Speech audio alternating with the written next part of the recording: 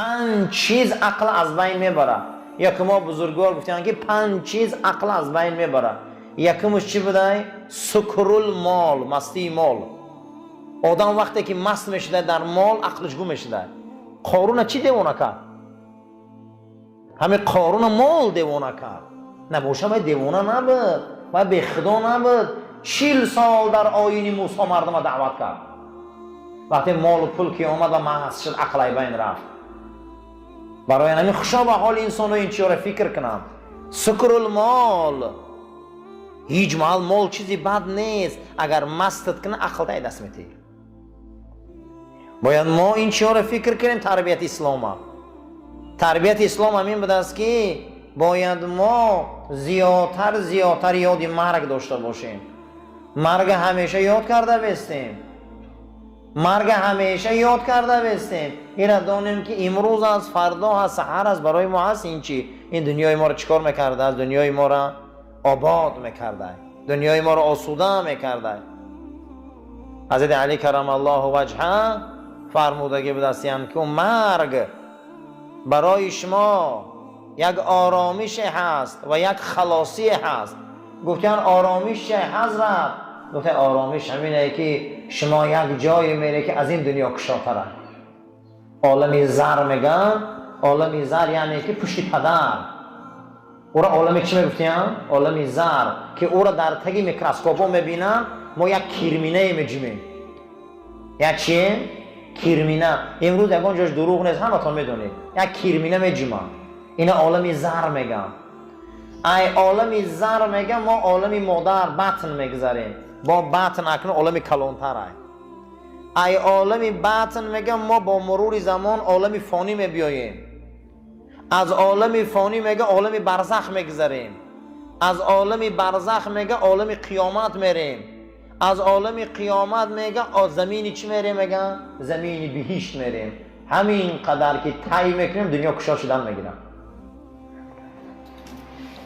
اینه میگه عالم زر یا عالمی که ما در زیر میکروسکوپیم.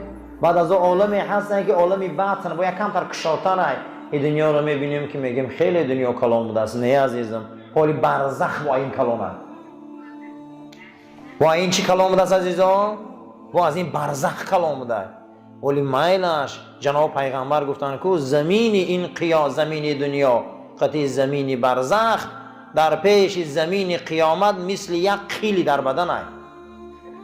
من یک قیل در بدن میگیریم یک کنیم پرتویی. این زمین قیامت که چقدر زمین کلام بوده است. یک قیلی در بدن است گفتن. اما همه این آسمان و زمین کلام کنید جمع کنید گفتن در یک باغ بهشت برابر نمیشن. ارضها السماوات والارض. زمین یک آدم در بهشت از آسمان و زمین کلام بوده. این دنیا هیچ چیز نیست. در حالی ما هیچ چیز ندیدیم. مرحله ختم میریم. در عالم زر الهیده پوست داشتیم. در عالم باطن الهیده پوست. این دنیا در غلطیدیم الهیده پوست. با در برزخ میغلطیدیم الهیده پوست پیدا میشده. با در قیامت الهیده پوست. با در جنت الهیده پوست. هر یک همین ده ما پوست علیش کردن میگیریم. برای همین هر انسانی صحنه رو فکر کنه. همون روزی که در عالم زر بدیم. عالم زر عالمی هسته که خداوند پدرمان آدم یک ضربه زد ای پوشش کیا ریخت؟ هممون ریخت. ما ایران میگفتن که عالم میثاق. عالم چی میگفتن میرن؟ میثاق. ما را سوال میتیان که ای کدام وقت مسلمانی؟ میگن ای روزی میثاق. از روزی که خداوند حضرت آدم ضرب کرده بوده ای پوشش ما ریخته بودیم. همونجا در گفته بوده است که الستو بربکم، من خداتون هستم. انا اینجا ما مسلمان بودیم. اینا میگن عالمی چی؟ عالمی میثاق. عالمی زرد آمدیم قرار نگرفتیم در پشت پدرها. با واسطه شهوت بطن مادر گذشتیم. همین بطن مادر هم قرار نگرفتیم.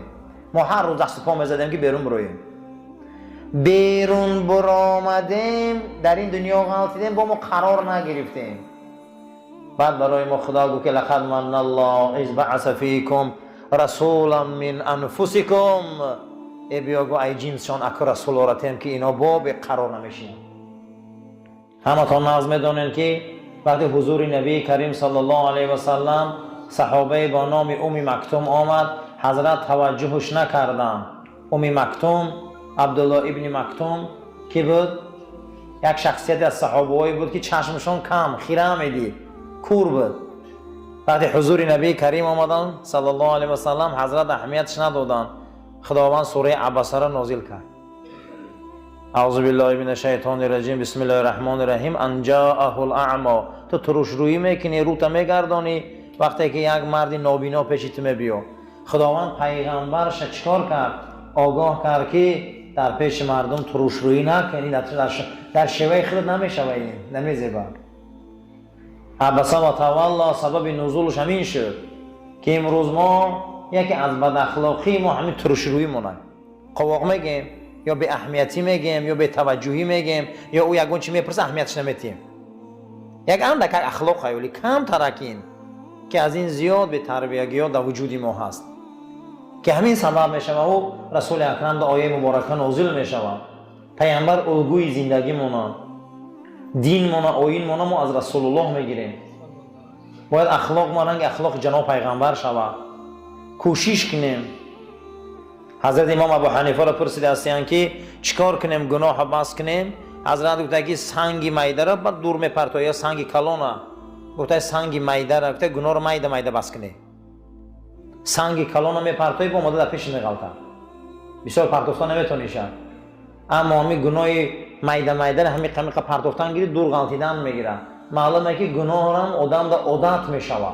یک بار پرتوفتنش خینده. میده ای همون برآمده میری. همین تربیه اسلام های. اسلام برای همین ما و شما را تربیت میکنه. ما درباره این آمده بودیم تربیه اسلام که در همین دنیا چیکار کنیم که دنیای ما دنیای خوب شود. در همین مسئله بحث کردیم. خیلی بحثای بلند برداشتیم و آمدیم یکی از بزرگان در کتابش نوشته است که یکی از ثروتمندترین مرد مصر قطیوا خوردم، بعد از چیشتن خوراک ماندن، پیش از همین خوراک خوردن در پیش من 7 کلچه دارو خورد. 7 دانه تابلتکه خورد. یکی گو برای قند، یکی گو برای چشم، یکی گو برای خونو، یکی گو برای این 7 خورد. گفته بعدی به خوراک سر کرد. یکی از ثروتمندترین مردم بود میگه در زمان. اینه ببین که خدا یا آدم در ثروت میتیه و سلامتی رو نمیتیه. اینه ببین برای همین و من میگه پرسیدم که چیه این که بیمارم؟ گفته همین سلامتی هم یه وقت معین قدی بوده. کسی گفت بحث من در او گذشته جمعه همین بود که کسی که همه چیز دنیا را وقت معین قدی وقتینچه دانه گذرانده دانه دنیاش دنیای آباده. همین سلامتی هم خودش یک وقتینچه بوده. همین سلامتی هم خودش یک صباح بوده، چند صباح بوده، 5 سال بوده، 10 سال بوده، 20 سال بوده است. بعد از اون دوره بیماری می آمده است. برای همین یک آدم در خدا ثروت داده، سلامتی را نداده. پیش از یک خوراک خوردن چند دارو بیچاره میخوره و خوراکش میخوره. برای همین ببین که سلامتی هم موقتی بوده.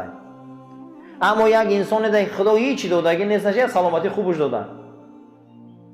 نه زندگی خوب داره، نه نان خوب، نه کار خوب داره، نه جای خوب. اما نگاه میکنه در دوران همون سنگ و یخ و سنگ میگرده 70-80 سرش در نمیکنه. و پروردگار بوده ایره میتیه. از او محرومه و از این سیراب. برای همین دنیا رو همین خیلی قبول کردن در قرآن. یاشیش هم ابدی نیست، موقتیه. پیریش هم موقتیه. جوانیش هم موقتیه. زندگانیش هم موقتیه. خوشا به حال آدمی که همین چیره فهمه. همین چیره که دانیستی دنیا برای ما آباد بوده. آباد. سیومین چیزی که بزرگان گفتیم که دنیا برای ما آباد میشه این یاد مردن بوده است. که تعلیم مردن را روی ای بزرگان آموزه. درباره مردن گاه بسیار یادگیری که همین مردن چیه؟ همین دنیا دا باید هر یک تمام درباره مردن بسیار یادگیریم. مردن چیه؟ یاد مرگ میگن او را. سیومین چیزی که ما و شما را دنیا ما آباد میکرده این چی بوده از یادی مرگ. یادی مردن، یادی مرگ اون چیست؟ اعوذ بالله من الشیطان الرجیم، بسم الله الرحمن الرحیم. و جاءت سکرت الموت بالحق. خداوند از سوره قاف این داستان رو میبیاره. فرا رسید تلخی و شیرینی های مردن.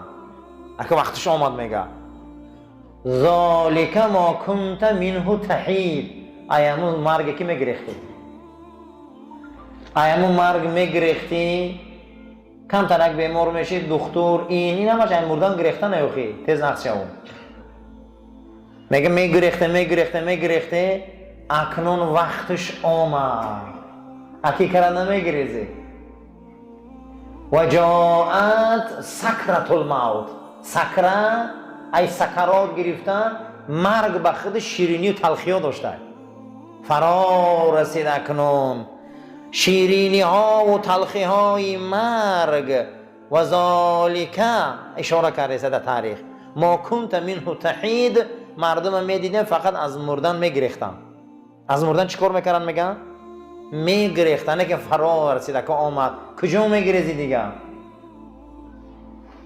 یعنی معلوم است که مرگ یک سحر میبیاید، آن روز یک گریز نیست. خشا به حال انسان این صحنه رو چیکار کنه؟ فکر کنه. همه یک مراتبه صحنه رو میدیده است. سیومین چیزی که دنیای ما رو آباد میکنه این چه بوده عزیزان؟ مرگ برای ما. هیچ محل به یاد همین نباشیم. ما یاد این، فکر این، درس این، عقیده و ادراک این دنیای ما رو آباد میکنه. انسان بسیار چموش مست میشود. انسان چه بسیار چموش مست میشود.